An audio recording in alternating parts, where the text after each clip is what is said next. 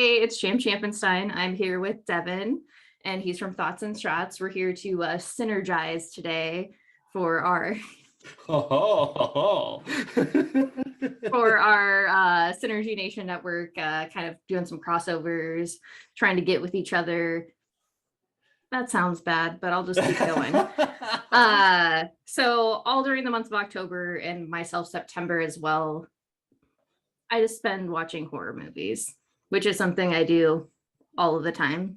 Devin, I'm sure you do as well. Oh, of course. So this year I wanted to do a fun thing for Talk Comics to Me and do a top 10 breakdown of stuff that I watched that I enjoyed. And I wanted to bring in somebody else who also enjoyed horror movies to do it as well.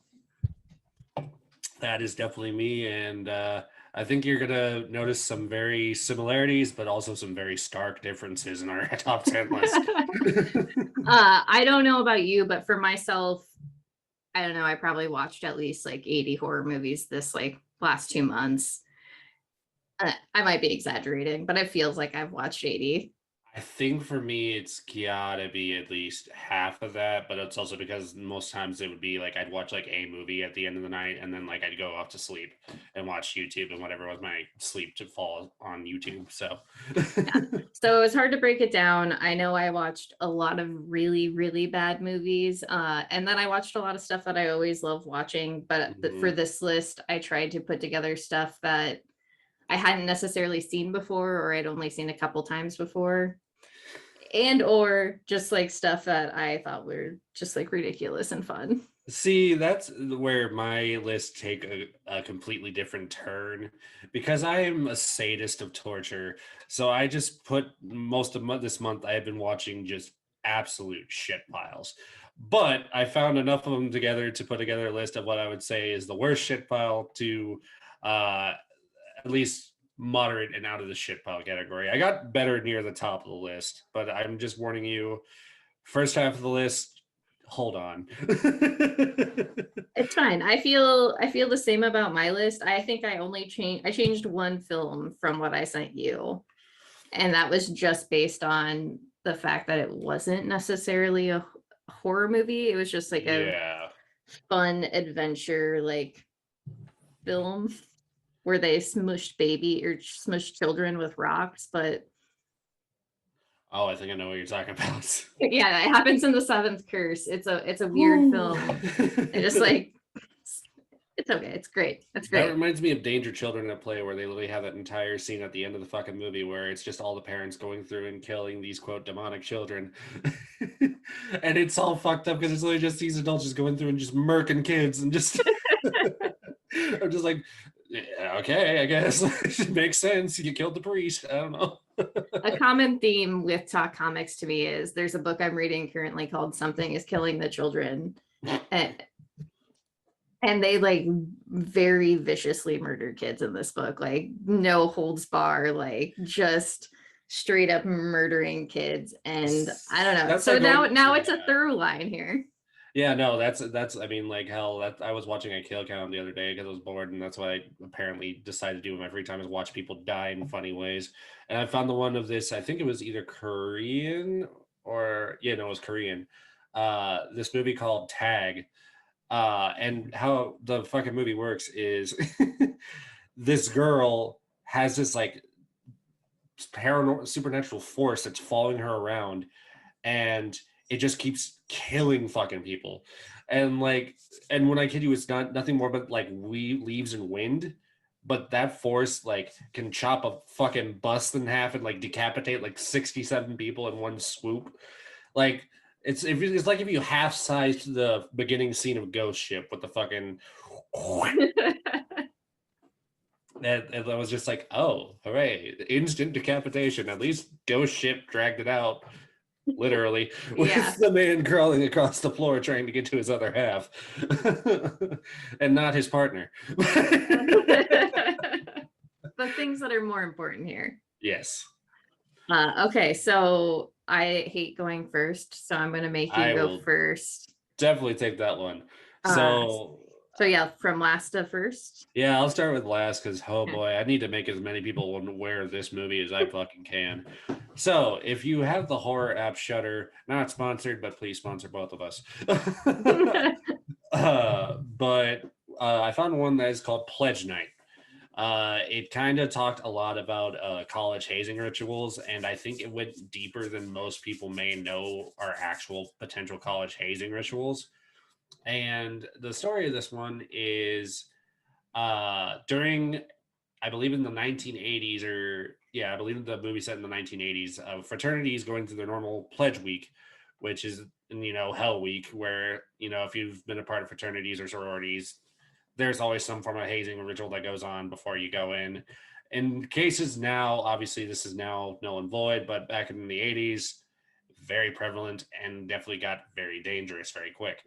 And they kind of play on that a little bit, where it's a double-sided force when you're talking about this movie, where you have a member of the fraternity who's not all there in the head, and they always just kind of like push him off as like, oh, he's just harmless, he's not gonna harm anybody, as well as a supernatural force of a previous fraternity member who, during one of the hazing rituals, uh, died because instead of putting actually like water like he was supposed to, they accidentally put hyaluronic acid. And so, of course, that kid dies, comes back with a vengeance, and it. The only thing I can describe this movie as is just bad. It's just bad. The hazing rituals made me sick to my fucking stomach. It's it's your normal 80s thing. It's a sex fueled fucking fraternity hazed journey, which ends up with, without going deep into spoilers, but one of the nice guys ends up not being so nice on top of everything else. Uh if you are one that enjoys shit piles, you will enjoy this movie because it hits all the check marks for a shitty B movie that you're going to find, Mm-hmm. especially on Shudder and Amazon Prime, because even though they're not even B movies, so they're like F movies. But um, I mean, it was fun for about a solid minute. But I kid you not, if you are one that enjoys like the interesting kills, good fucking luck, because by the moment that I stopped at the movie, they just started killing, and I want to say I was at least more than halfway through. Mm-hmm. Uh, I think I watched that movie last year. I don't know how anyone finished it. It's bad. It is just fucking bad. I'm But pretty sure it's one of those movies that like we've just had on just like in the background, like drinking it's beers, like on a Friday night, like what, you know? uh, that's our bread and butter. So, uh but what's your bottom of your list? my last one, I mean, it was hard to choose because I did have a few that like kind of hit the bottom mark, but Life Force, uh, which is based off of a like short story called Space Vampires, I think I've heard of this, just hadn't actually seen it. Come here, lady. which is exactly like that is what the movie is about. Astronauts go off into space, they're in stasis, something happens, they come back to Earth. Of course. Basically, most of the movie, there is just a naked woman walking around the town. Um, it is by the same director who did Texas Chainsaw Massacre. So he did this after Texas Chainsaw Massacre and right before he did Poltergeist. Okay, okay. And so it's like it's very British, it's very long and drawn out. It's Patrick Stewart is also in it, but it takes Of so course he is. long that, well, that's why part of the reason I put the film on. I was like, oh, Patrick Stewart, okay, I'll get down on this. And then I felt I had been punked because it had been so long into the movie. I was like, is he actually in this film? Like, is Did they he? But he American Dad him? Did they just American Dad him and just like all of a sudden we're just like, here you go. I'm Patrick Stewart. he is actually in the film. It Oh, finally did happen. But yeah, it's a weird one. It's very strange, but I think I just there's something about it I really enjoyed. Maybe it was the naked woman walking around for over half the movie, over the full entire movie, honestly. but it was just space vampires, you know. By the end, when it was just like it's space vampires, it was just like, okay. Come on, Nate. You could have gone the full way with the naked, naked old lady. Yeah, I just needed the naked lady. It's fine. All the supernatural stuff I could have filled in the blanks. But Let's yeah. see. That sounds interesting. I would have to see that one just because space vampires just makes it sound like, just Jason X, but with vampires. And that's the way you were describing it. It kind of gave me that vibe too. So, let's see. What was my number 9? Oh, here we go. Yeah. Yeah. So I first originally discovered this movie on Netflix. It's called Grave Encounters. And if you haven't seen this one, I'll say that this is around the point where it's not terribly bad, but it's very predictable.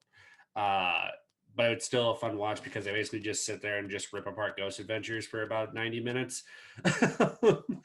with their own like Zach Bagans-esque character. And it is his mannerisms are spot on, and I think it might have put out some behind the scenes of how they get some of the stories that they get, but then they don't find anything at the locations where it's like, fake sliding somebody some money, where it's like, let's act like there was something here, okay?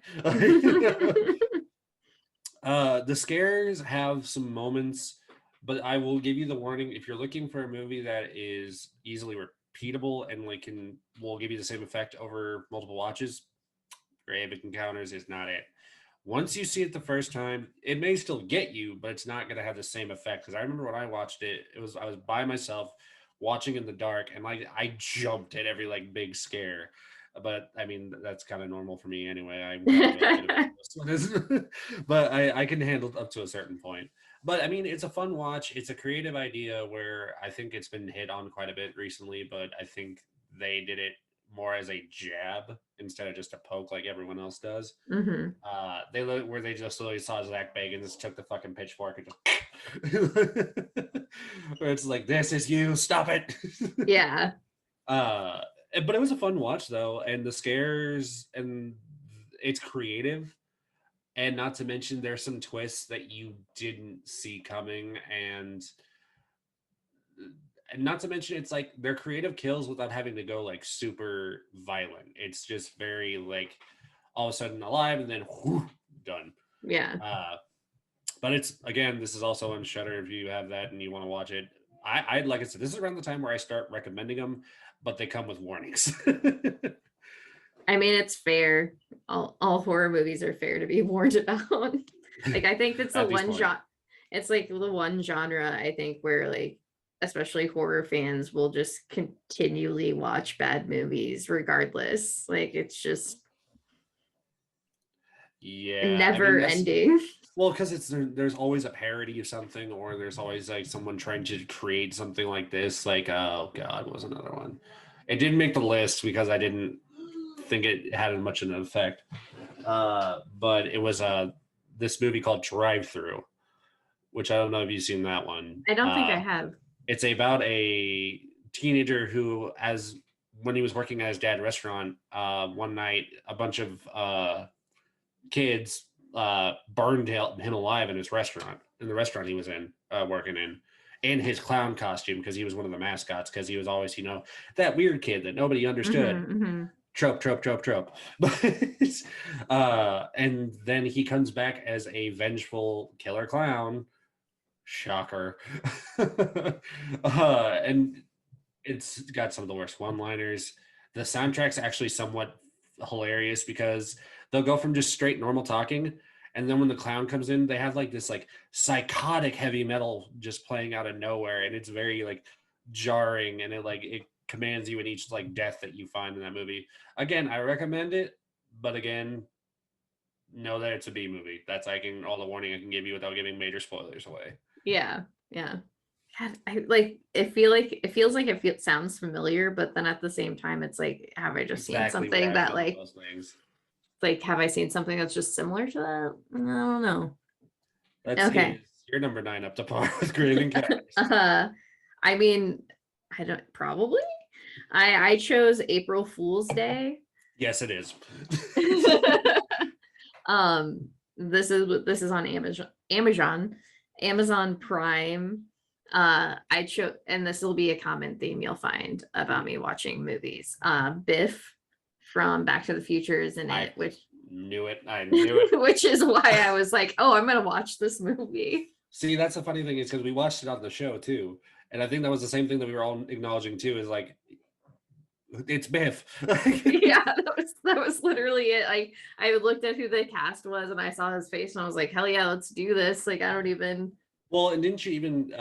So that makes me guess that you watched the original, not the remake that I Yeah, bought on yeah, DVD for the fucking show without even knowing it was the remake.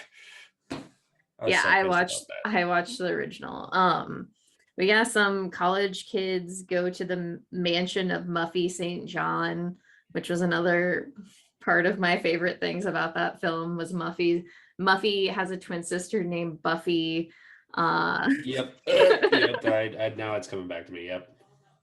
So it's just them basically getting pranked and then people start dying and there's a twist at the end. That's really like that's all I can say about it without ruining it. It's just like Biff, Muffy St. John, college kids on an island and can't get off. It's so stupid. It is so stupid.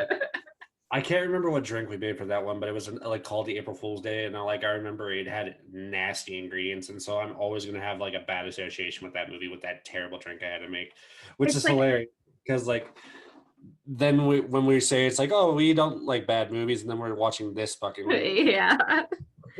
Well, I mean, there's something about like April Fool's Day that I did really like strangely enjoy.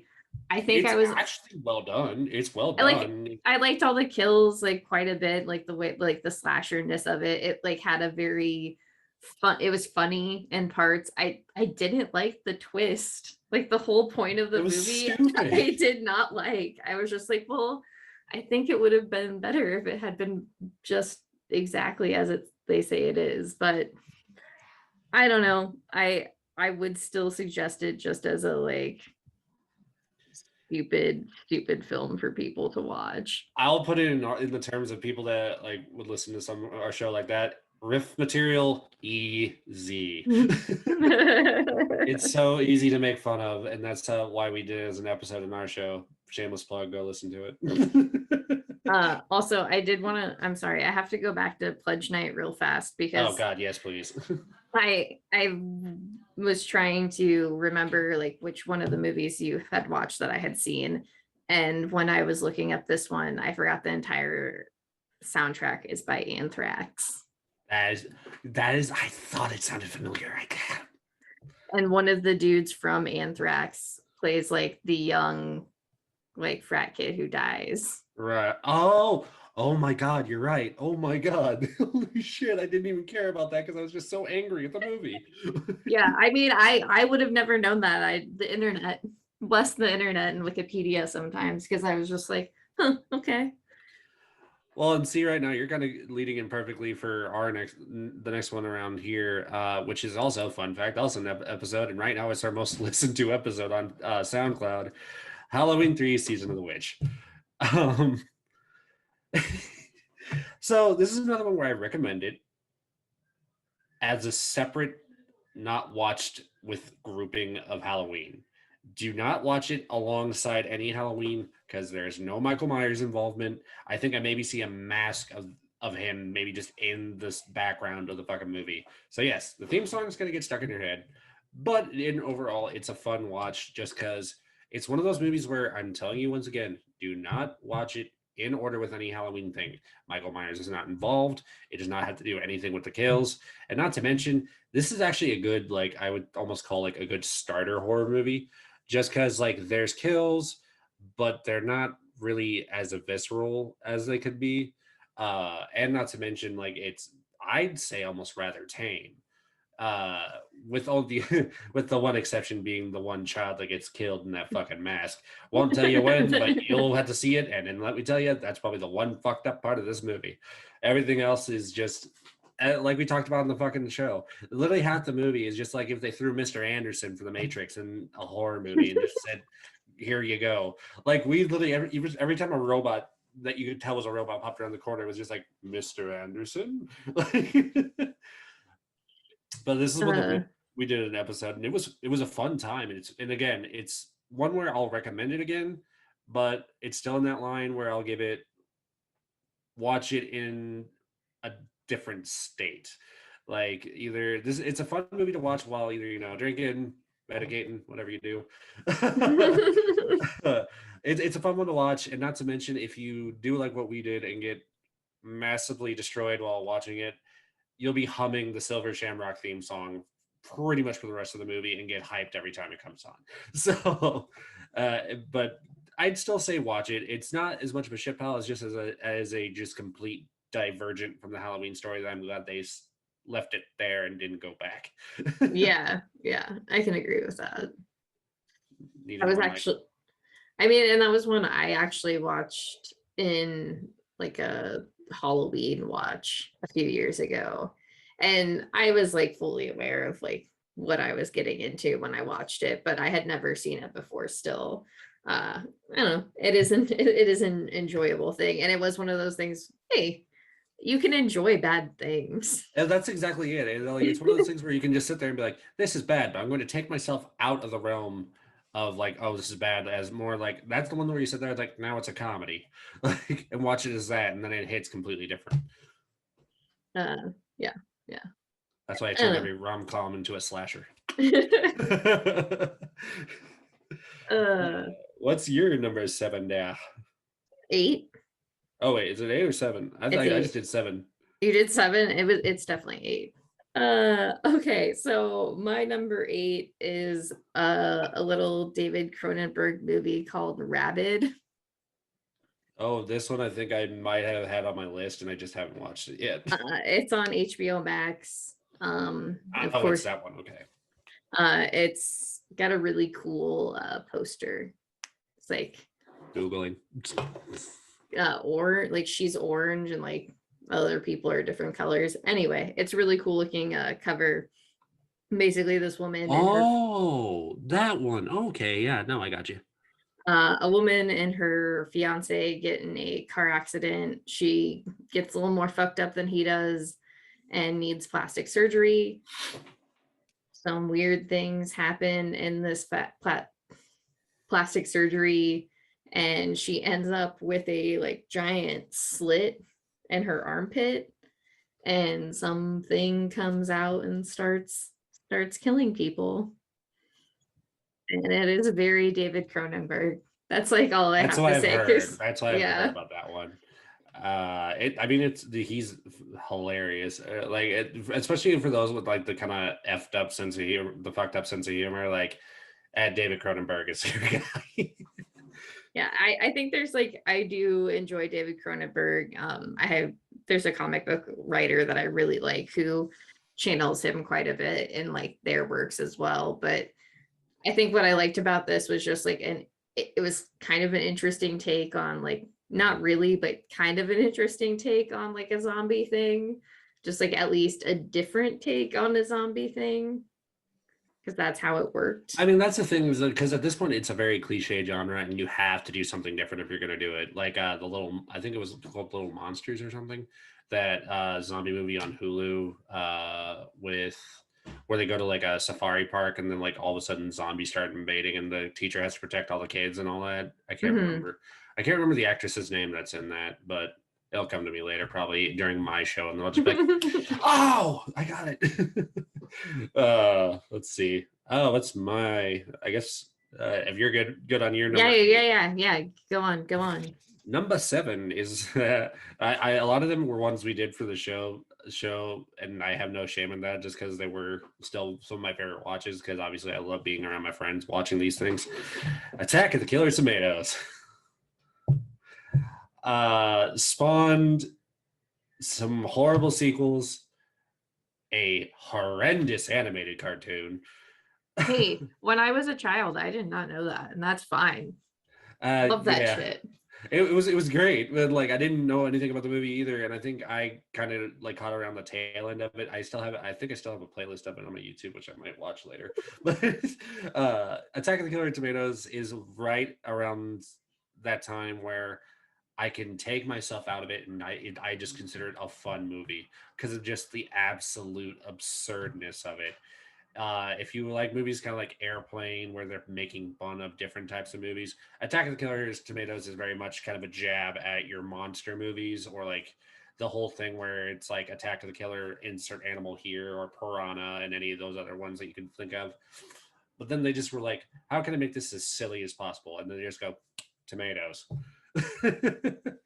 uh, I will say though, I do recommend it because again, it's a great watch for if you want to bring, especially if you're like my group of friends, where sometimes we'll be like, "Hey, I want to have a bad horror movie or a bad movie night. What do you got?" And then I can throw that out, and it's always a resounding yes because Mhm. the jokes are there. There's stupid humor, there's intelligent humor, there's absurd craziness, but it's fun. It's fun. The ending is probably one of my favorite things I've seen in a parody movie of all time, but I won't give it away because it is absolutely fucking perfect when it happens. Uh, but however, our episode that we have of that is still lost in the audio cloud of Lucian's computer. Oh So no. so we're still working to get that back up so we can have that released because we had some weird shit happen when we were at the convention. Some dude painted as the Joker went up, and our female host Chanel just goes, "Oh hey, Mr. J," and it started a downward spiral from there. It got weird and it got creepy fast. Yeah, I mean, you pair a man dressed up as the Joker with a woman who shows like being nice, like just like Well, not to being mention, like, she's hey, wearing her cat ears while she's doing it too. While she yeah. was doing, while she was at the con with us too. Hopefully, we can have more people join than it was. Like, we only dominated a corner when we were there this year. Now I just like I want a whole entire like side of just us. I'm excited to Uh, go back in March. That's gonna be fun. But yes, go watch that one if you're down for a fun bad movie. And I will give you some light at the end of the tunnel. My movies do start getting better from this point. But let's see where Champ goes. I don't know. Who knows? I might just go down from here. So my number 7 is Hider in the House. I think this is another one I saw, and I just haven't clicked on it yet. I'm pretty sure it was on Prime. So the reason this one was chosen is because Gary Busey is in it. Yep, there we go. There we go. So I don't know if you've noticed this, but this is something like my boyfriend and I have talked about several times, is there seems to have been like a wild influx of movies where people are living in the walls. Yep, that is 100% correct. So it's just like I feel like any horror movie I'm watching, like there's somebody living in the walls. And to an extent where you're just like, is there that much space in walls? I don't know, like construction, but I don't think there's that much space in some places. And I know there are true stories of people hiding in attics and like all of that. Like it's a very real thing that does happen. See, my thing about it is it just reminds me of that stupid movie I keep seeing on my Facebook timeline of the Deep House or whatever, the one where it's the influencers go to find a fully intact house underwater. I'm like, bull fucking shit. Stop it. But Okay. that's what I need. That's what I need to watch. That sounds like a good time. Just mainly all I had to hear was Gary Busey, which we watched. We did a trial episode when we first started for Ginger Dead Man. It will never see the light of day. It got really messed up really quick. But yeah, for our next one, or for Wait, my hold next, on. oh yeah, I do want to say, because there's one other thing about Hider in the House, because Gary Busey obviously lives in the walls. yes. And something that I learned, because I love learning, Gary Busey said this was a no acting required job. So he lives in the walls of this house and becomes obsessed with this woman. Oh, okay. Sorry, I'm trying to get this fucking bang in my headphones. You're totally fine. But yeah, so that was a wild thing to learn. And then I'm he gonna got, have to watch that. That sounds insane. I think it's Gary Busey at his best, to be honest. That says something. It was like a weird movie because obviously it's Gary Busey. He's living in the walls, but I don't know. There's something about it that also was very just like, all right, I'm into it. I'm here. Yeah, I mean that sounds like a fun time overall. Yeah. Ours is where now we're still in some cheesy things, but they actually start getting a little bit less like dumb. This one's from 1970s and it's called The Swarm. It is the first Killer Bee movie I ever saw. I saw it on Sci-Fi when I was like 10 years old.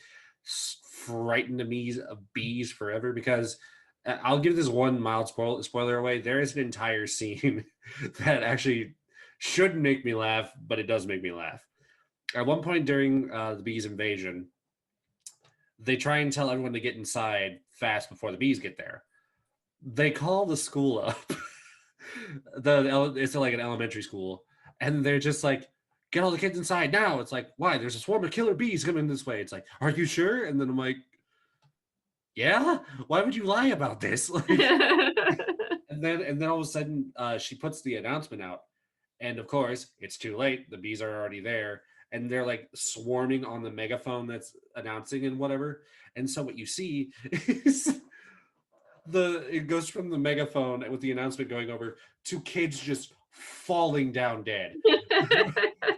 And I'll never forget it because after they all fall down dead and she puts the announcement, she's running into a classroom because all the kids are panicking or whatever. And because the kids are panicking because they can see, like, their classmates and whatever literally dead on the ground out there. And the the principal notices finally, and she literally just goes like this, is looking outside and just, and then the camera like goes like side on her face and just, oh no. And then she starts hugging one of the kids, and I'm just like, oh yeah, that deserves the Emmy. So Wasn't Michael Caine also in this movie? double checking, but I believe so. Because I actually, when I was looking this one up, there's also a movie called The Swarm that came out on Netflix this year or last year, 2020. Oh, I think I know which one you're talking about. Yep, Michael But Caine. He's yeah, the husband. cool. Oh, Just Henry wanted to Fonda. double check. Yeah. But yeah, that's a solid one to do for. Again, like if you want to see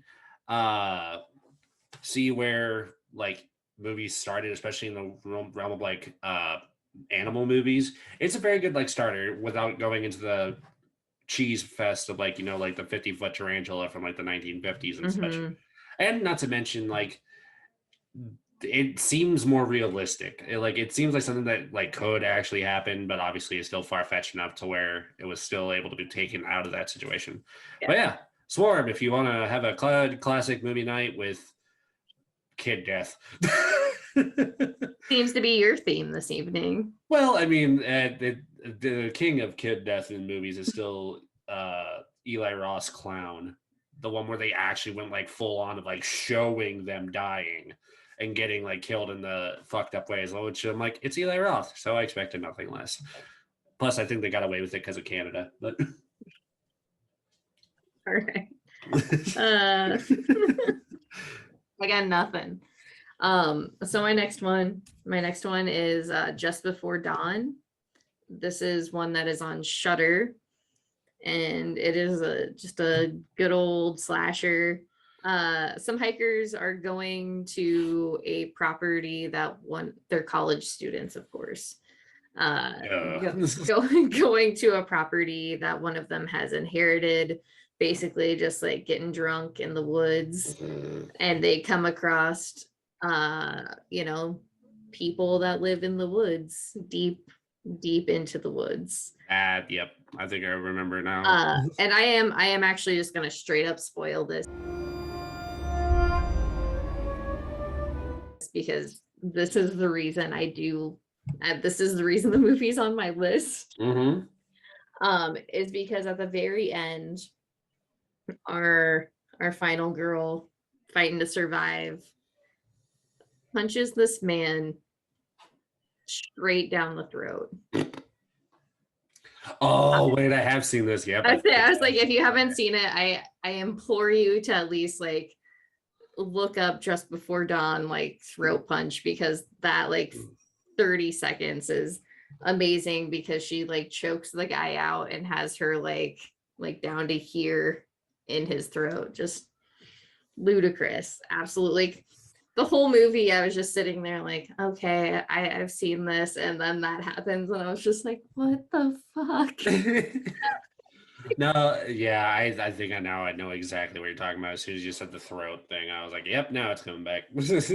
Yeah, that's like that was the best part of the whole movie, and that was the last like 5 minutes. Maybe it should have been lower on my list, but they're, It's fun. It's fun. it is a fun movie, but just stupid stuff. Yeah, see, for mine, it leads into one where it's another fun one, mainly just because you get to see a horror, one of the Scream Queens getting kind of her start in like horror, and that would be Terror Train with Jamie Lee Curtis. I just loved the like murder mystery aspect of it. Like it was an interesting one because it literally mixed kind of like Murder on the Orient Express with an actual just good old fashioned slasher. I mean, and it hit on something that I'm sorry, never in a million years would I ever hear this. Yeah, see what we're gonna do for your graduation party? We're gonna throw you on a train. Like bullshit, shut up. Like you're lying. This It's is the 80s, whatever. so if you kind of want to see an actress in her early beginnings, that's why I put this one so high up there, is because I have such a high regard for Jamie Lee Curtis as especially a horror actress. And now gone to, Activia. So yeah, Terror Train. Watch it, fun time. If you want to see Jamie Lee Curtis kind of getting her humble beginnings in horror, go watch it. Where did you go for number six? 5. Five. Whoo, Jesus. So number 5, I chose Psychomania. It also is known as Death Wheelers. Oh my god. Which my favorite type of movies are like movies that have one name and another name. Those are the best. Those are fun. Those are always fun. When I looked this up, it on Wikipedia, it was under biker horror. And I was like, that's not a genre, but whatever. That's not a thing. So this was on Shudder, but the basic premise, it was like in the 1960s, 1970s was when it was made. It's in Britain. The leader of this biker gang dies. His mother happens to be into witchcraft with the butler, and they worship like a frog god, and they bring her son, the biker leader, back to life. And so he and the rest of this movie, he convinces the rest of his gang to commit suicide so they can all come back as zombies and terrorize this town. And the way they terrorize the town is driving their motorcycles through the grocery store. Oh yes, I do remember seeing this. That scene came back to mind, not the entire movie, but that scene did. Yeah, no, it happens more than once. And then they also like go off of very small ramps, like some very small dirt ramps. Yeah, But there's just a lot of things I love about that movie. That is one of them. One of my favorite facts about this film is that the dude who played the butler killed himself after seeing the answer print of this film. And his suicide note said, "I'm so bored."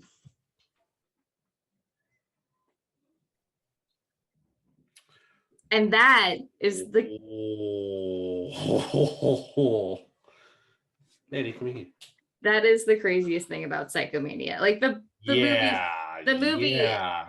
movie is like just very silly.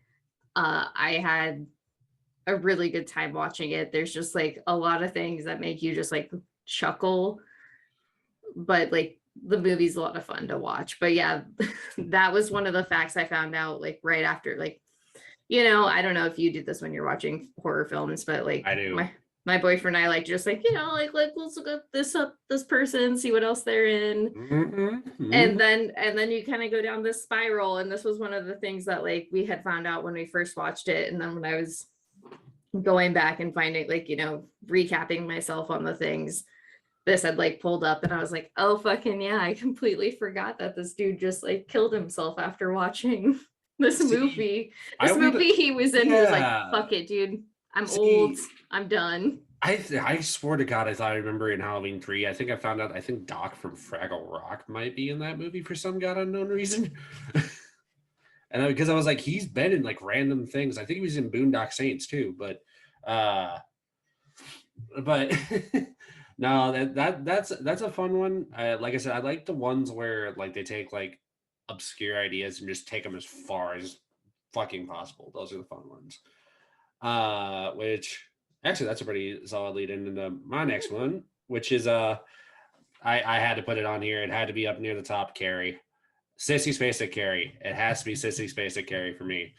I respect Chloe Grace Moretz job that she did for the remake, and you know the 2001 is stupid, but Sissy Spacek did such a good job because like you felt she was good at portraying her emotions, but like also showing no emotion at the same time. Like it was just a fun. It's an enjoyable movie to watch just because like the way she discovers her powers and you know the religious tie-in, especially as an ex-religious person. Like I definitely enjoy like watching that and just kind of being like, ha ha, ha, this is why I say fuck it. Not to mention it's still actually pretty well acted, and not to mention you got John Travolta as a side character, which that's a fucking miracle in itself. But I mean it's I honestly it's on everyone horror's essential list, so that's why I'm always going to say if you have not watched the original one yet, figure out the quickest way to go watch it, because I feel like you are not a true horror fan unless you have watched that version at some point. The rest of them, meh. That's a bold statement for your number 4. Like I said, but like you saw what the lead into it was, so I had to put something of decent statue in this fucking list. Okay. Well, I suppose we're like both now talking about like, movies that are popular. I don't Yeah. know. This is my lead in. I chose Possession for my number 4. Ah. Okay. Okay. Um, I have seen Possession before. It's a solid. It's a solid Yeah, it's fucking a really flick. great film. I saw the American cut version the first time I saw it. This time when I saw it, it was actually playing at Alamo in 4K. I need to fucking go to one of those fucking things. I swear to God. Oh, I saw the Phantasm in 4K. It was great. Like both Possession and Phantasm in 4K. Brilliant. I didn't have money for that one, and I'm pissed now knowing about that. But yeah, it looked gorgeous. That is one of the best like first things I'll say about that 4K remaster is just like seeing it was gorgeous. Sam Neill, amazing, but premise if you've never seen Possession before, a spy basically comes back to or quits being a spy to be with his family. When he comes back, his wife wants to divorce him because she is seeing one of the wildest men I have ever encountered in my life. And like there's just a lot of subtext of other things happening. There's creatures coming to Earth, taking over bodies. One of the things that I found interesting about this when I was reading about it was Sam Neill and the main actress, which I looked her name up and I can't remember it right now. They both talked about like how hard filming this movie was. It's a hard fucking movie. Like it's like really broke them down like emotionally and mentally, and that like Sam Neill was like his like quote was just like I'm glad I made it out with like my sanity intact. And it's just like, well, damn, dude, like that's wild. Dude, it's on par with most like movies when they're fucking around with shit like that. That it's like on par with like the horror movies that or the horror stories you hear from like the Exorcist set or Poltergeist or any of that stuff. Like when you mess with the supernatural, especially with maybe not shining them in the best light either, or like making shit up about them, they'll know and they're going to do something about it. But yeah, it's just like Possession is one of those movies I wouldn't suggest to anybody just like getting into horror movies. I think it's something that you'd want to watch like deep when you're deep into it, like you're trying to find stuff When that there's no fits. turning back, then you go to Possession. Yeah, and I like there's something about that movie I love. The like acting is really like over exaggerated in That's places, fair. Yeah, that's true. but like over exaggerated in a way where it's not like it doesn't take away, like it definitely like Right. pulls you in where you're just like, damn, like this person is basically overacting, but it's overacting in a way where you're just like, okay, but I'm still here, I'm still feeling all of these Yes. things. Yes. You can still like tell the emotions that they're feeling and but it's like it's still overacted to a point where you're like, okay, I can see what you're doing. Calm down there. But Yeah, yeah, 100%, like just wild movie. I did find out, sorry, one last thing. I oh, I you're good. know I will ramble forever, Oh, I can but do. So I that's why I love like learning about these things, because this is something I did not know. But there's a scene in there where Sam Neill's character comes home after like a full day of being away, or a couple days of being away, and his son is like sitting on the kitchen floor covered in jam oh, yep, because his yep, mother yep. because his mother had been gone that whole entire time. It was actually a true story. Uh, the director, when he did this movie, was going through a divorce with his wife, and the jam scene was a real scene where he came home to his son on the floor covered in jam because his wife had been gone for What? like a couple days. Yeah. Oh my God. Yeah, Yes. wow. That's weird. Not even close to lead into anything close to what I'm doing. Now, I will say this is where I think, kind of avenge myself of my previous choices. Uh, number three for me is original Night of the Living Dead. The black and white, the thing that started the whole fucking thing. I had to have it somewhere on this fucking list. Like, and it had to be near the top because it is a well done fucking movie for its time. Is there moments of it that haven't aged terribly well? 100%.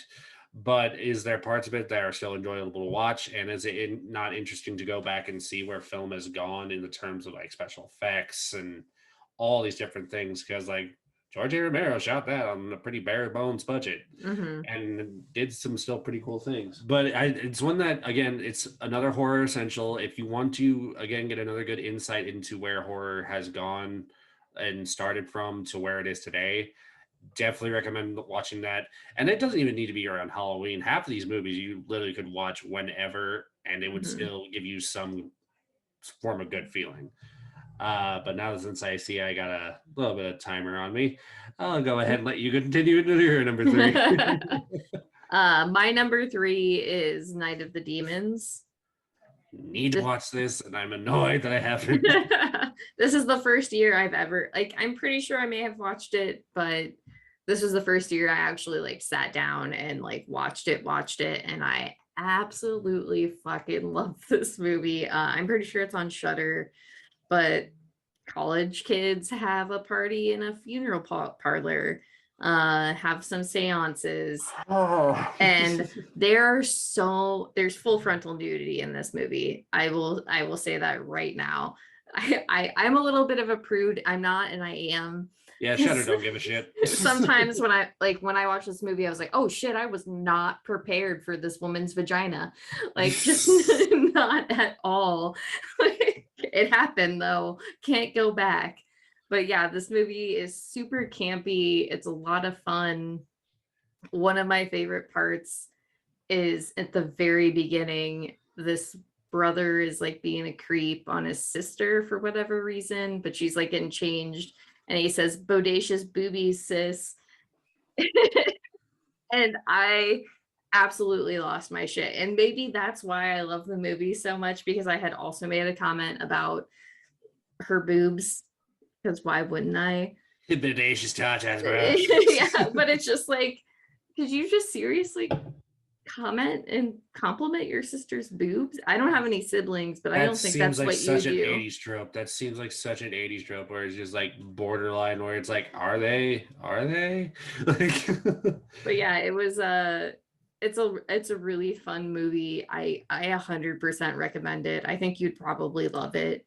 Oh, I could already Like tell I probably would. So there's just like so many like interestingly fun things. Like at in parts the makeup is done really really well, but yeah, a really good movie. uh that actually I think that leads into my number two pretty damn perfectly, but I already know that my number one and number two is gonna piss off a lot of people just for the order that they are in. Number two is Children of the Corn for me. I love that fucking movie just because You have a lot of Stephen King on this I love list. Stephen King. He's one of my favorites, honestly. And the thing that I love about this fucking movie is the fact one, I can't spoil it, but let's just say there's a certain character in this movie that gets its just desserts during this movie, and it feels so good when it happens. And I mean, not to mention, it is something that's only been tackled by at least in the realm of not like zombified. Only by Trauma Pictures with Danger Children at Play, with the concept of kids going off and just becoming murderers. Because I mean, the one thing I will give away that I think is still one of the coolest scenes that I saw as a child and may have gave some children weird power trips is that beginning fucking scene where it's just after church and everyone's in the diner, and then it begins. Hmm. And like they slowly start killing off everyone in the diner in the different ways, like putting the dude's hand through the meat grinder, poisoning all the old people's coffee, and then just going on slicing sprees. Hmm. And just remember, like watching this as a kid and just going, it's like, I can't do that. I mean, it was weird because I watched it as a kid, and then like now I'm rewatching it as an adult. It's kind of interesting to like, watch the dynamic of the main couple and how they Hmm. suddenly become a mother father figure to the two kids that are like still pure, essentially. Where it's like, I don't want to do any of this. I just want to play. Like what any normal like it was one time where I'm like, yes, this is normal. Like there's no way you could turn a kid into a robot that can just wants to work all day. These kids want to play, and like that's why you can tell like the full whatever power the guy uses to get the grips on the kids or the kid uses to get the grip on the other kids Hmm. is not working on them because they either have just this like it's either a shield of blissful ignorance or, or they just truly just want to remain kids because they're like, I got all the time to be like a boring adult. I don't want to be that yet. Like, but I mean, it's a fun movie just for the fact of watching the development from, oh, I don't think I want kids anytime soon to being a father figure. And, then not to mention just the creative ways that the kids in this movie are fucking geniuses. Like they know where everyone could hide. There's like where to get every single way. I mean, it's a small town, so they only have so much to go. Yeah. But so definitely one I would recommend watching on just your own free time. And I mean, it's just even one that I think you could watch, not under the influence of something and still have a pretty good time, I would say. Which I already know number one is going to piss some people off. So let's just go right into yours. Number two. Okay, so my number two is a little movie called Butcher Baker Nightmare Maker. I keep wandering past that on there, but I'm just sitting there like, is this an incest thing? Because this seems like an It's incest thing. so first off, it's also known as Night Warning. It is a little bit of an incest thing, I will tell you that.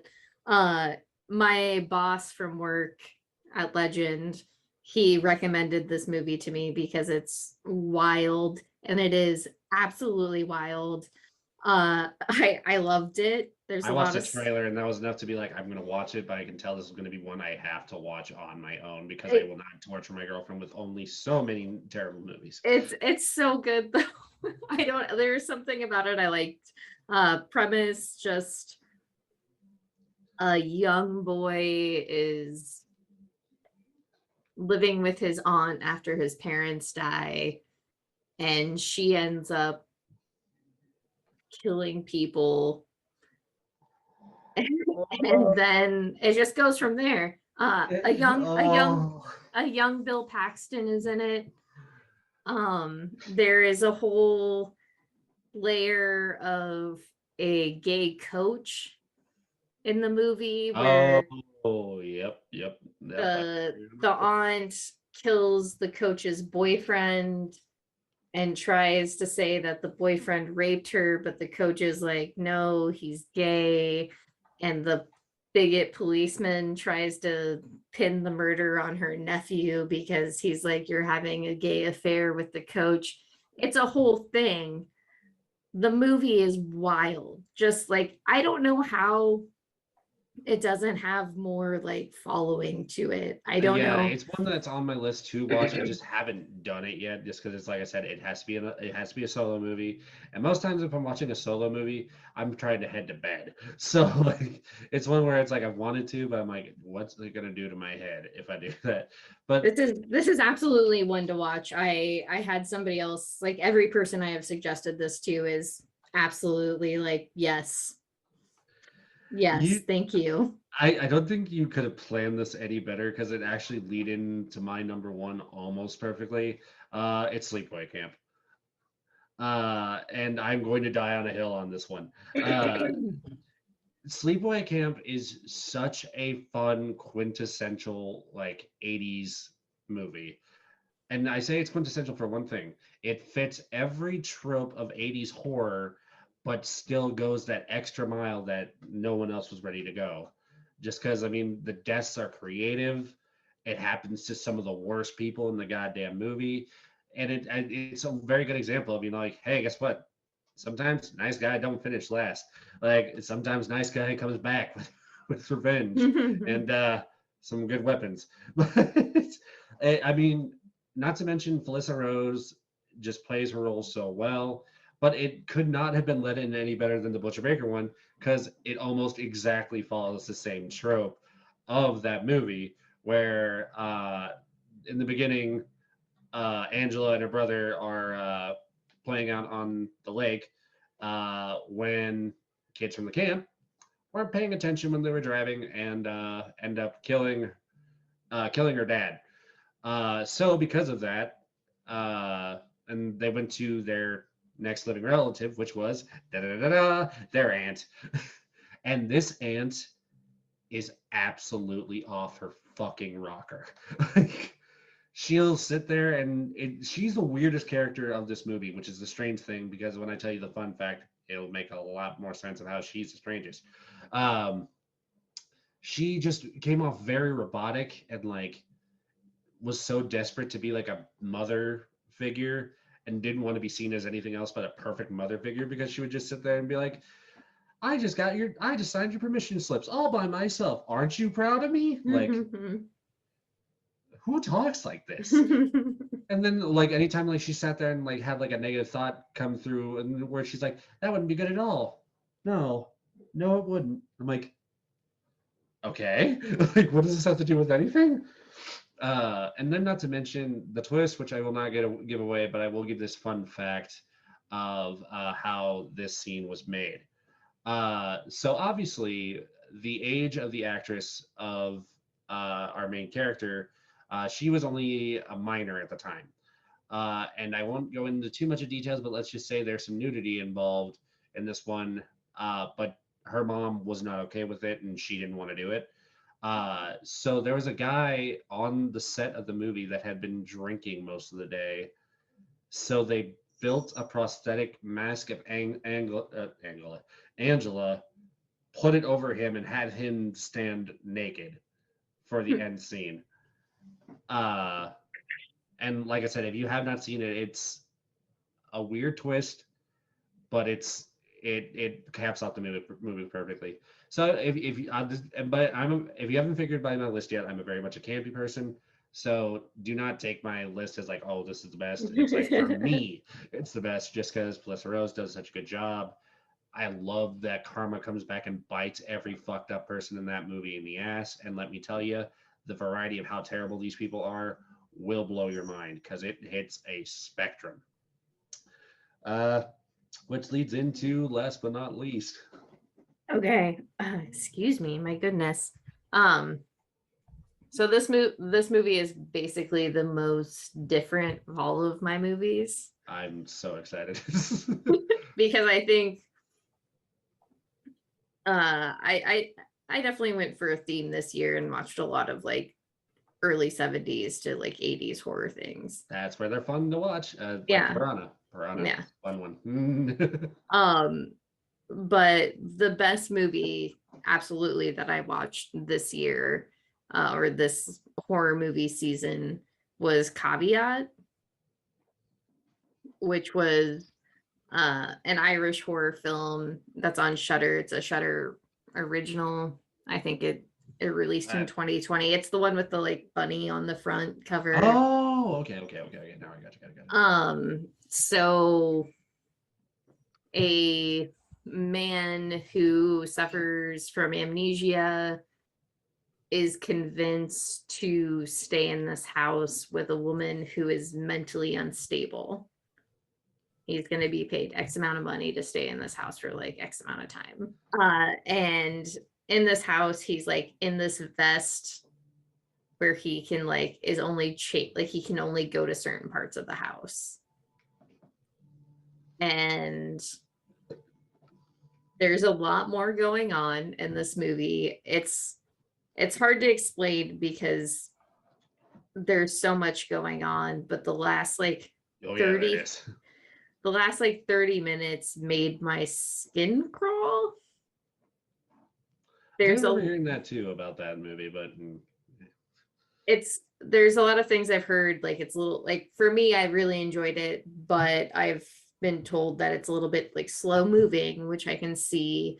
Uh the premise is a little weird, so I think that can be a little hard for people to get into. Excuse me. you're good. But the thing about it, like I don't want to ruin it, but like part of me That's is the like, hardest part about any of these lists is we got to tell you guys about these movies, but we can't go too deep into it, or you're not gonna want to go watch it. And all these so far, well, except Pledge Night, don't go watch that. But but the thing I think that like really puts you in the place is a lot of it, like some of it, a good chunk takes place in the dark. So you're limited to like what a flashlight can see, or like what this person can see and the things that they do. And I think the way that it unfolds the story is just like very, very interesting. I don't know. It's it's a very good movie. It freaked me out. It's been a long time since a horror movie just made me kind of scared based off of something that is very small. And That's fair. I don't know if the payoff is worth it, but I feel like the aspects that made me uncomfortable and that put me in a place where I was just like, I don't fucking like this, or where I was just like, like that point in a movie where you're like, please, dude, Just turn it just off. yeah, just move, just do something, just like look a Yes. different direction, like do anything for me right now. You're not doing what you need to do. Like I think it really puts you in that aspect in a really good way. And I watched some movies I really, really enjoy, and there's like a lot of things that I like, a lot of movies I did not mention tonight that Yes. I'm Yes. just like, woo. Well, and it's interesting to see like someone that's on the same side of horror as I am, but like dove a little bit deeper than I have. Because like for me, this month it was a lot of like watching, because I was really deep on Squid Game there for a little bit. I'm so excited for season 2. And then we also watched Fear Street Saga. That was actually an extremely well done saga, which is also recommended to watch in order if you're gonna watch it, please.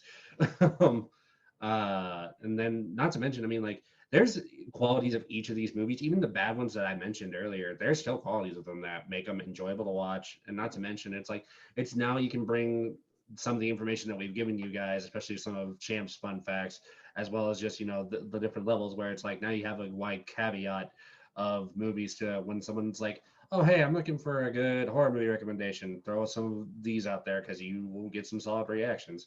Or if you're looking for a bad movie night suggestion, I gave you plenty. I mean, there are a ton on my list that are just like bad movies, but that just shows like Yes. how many terrible movies I watched. I didn't even put Scream on this list. Well, and that's the thing that I think people need to understand is like when it comes to movies, people need to quit trying to stick to the mainstream. once you start digging deeper into like the indie movies and like the lower quality ones, you're gonna find some gold and you're gonna find some pure shit. But sometimes you gotta dig through the pure shit to find a little bit of gold that's inside those movies, and that's kind of what I literally spend essentially my podcast doing. Is like we sit there and find some of the worst movies we can find, some of the best movies we can find, and we challenge ourselves each time. It's like, how are we going to make fun of this week? Luckily, this week's episode is going to be so goddamn easy. I could probably do it with my eyes closed. uh, I not to mention, I'm already ready to get and put to the next part of the year is the part where I watch all my Christmas horror movies just That's a on fair one. Yeah. on loop, because there is some golden Christmas horror too, which Mhm. maybe if this does well enough, maybe we'll get together in December for the Christmas horror movie list, I because there's actually, some selections. I suppose that I do spend a lot of my like Christmas time watching like Christmas movies. The reason, and I know that you have like a time constraint, so I'll try to keep this quick. Mhm. But like I've always loved horror movies. My mom made me basically watch like old school horror movies, like The Lucky. I had to find Birds, it on my own. Rosemary's Baby. Like my mom was just like, we can't watch slashers. You can only watch these. And I was like, well, okay. And then when I started dating my partner, Chris, he loves horror movies. He loves horror movies more than any other person that I fucking know in my life. Like he is the biggest horror movie nerd. And when you look at this dude, you're just like, you would never believe it. He just looks like some fucking, he works at Mutual of Omaha, does website development, just That's normal how it looks ass. most times. You never know who's like a Like, true horror buff until you like yeah. see someone like me where I got Michael Myers on the window and all my horror stickers on the back. I roll up to my office and I look like the damn devil. It's amazing. But yeah, I just like would have never thought it. And I do appreciate the world of like movies that he's opened up to me. And just like I love horror so much more than I ever thought I would. And sometimes I watch horror to the point where I don't know if a movie I'm watching is horror anymore, where Yeah. it's like he put on I Love You Man once, and I was like 15 minutes into I Love You Man, just waiting for somebody to like jump out. And I was like, I feel that. I feel are that we so watching damn a hard. horror movie? And Chris was like, dude, this is I Love You Man. And I was like, oh, See, thank God. I'll never forget that one. This will probably be the last little bit I can get out, but I'll never forget the week when we went between the Prom Night remake with that chick from Bring It On, I think it Oh, is. is The she from blonde. the blonde chick? I don't think she's the Yeah. blonde chick from Bringing On, but yes, the one with You know who Idris I'm talking Elba. about. Yeah. Yeah. And then the next week we fucking watched, I kid you not, the Mario Lopez KFC Lifetime movie, and then Ghost of Girlfriend's Past.